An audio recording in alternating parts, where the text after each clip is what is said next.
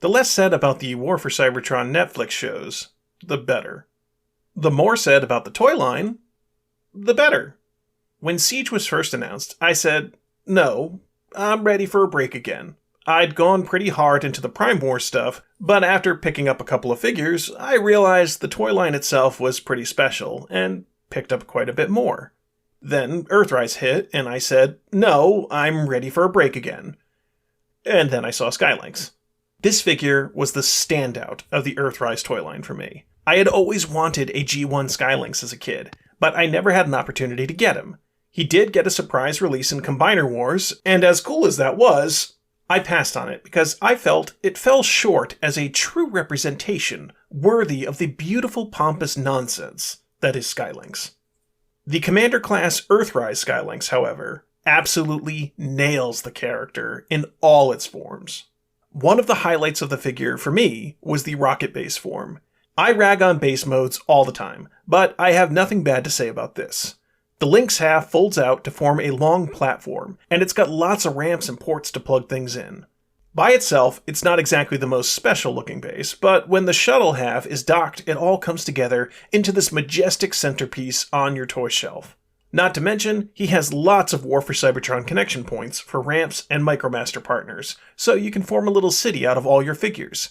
I loved this kind of thing as a kid, and it works a treat for my own children now.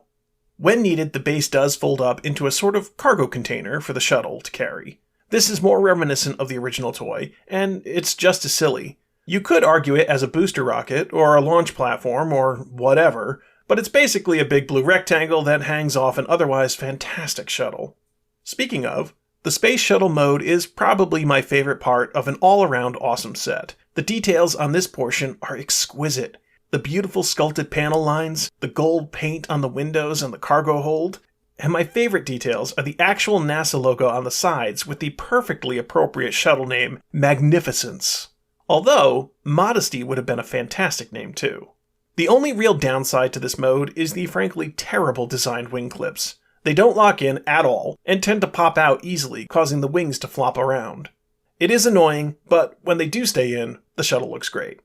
From here, Sky Lynx converts into his Dino and Lynx forms respectively.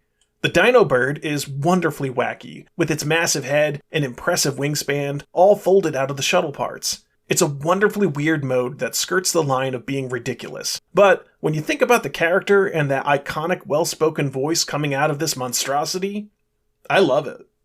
The Lynx half is even cooler in my opinion, changing from a boring box into an absolutely gorgeous four-legged beast mode. I love the gold Lynx head and the way the blue complements the gold so perfectly.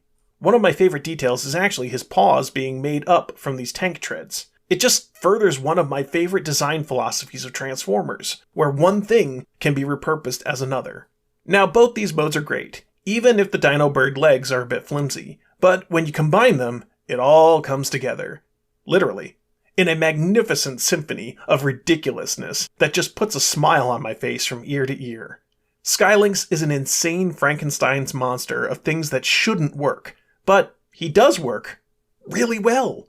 This mode is a ton of fun to play with. He poses effortlessly. Every position just looks even cooler than the last. I love loading up his maw with blast effects and stomping on Decepticons. The colors look amazing. The stark white of the shuttle, the gold accents, the gorgeous blue and red, it all just blends together into a thing of beauty.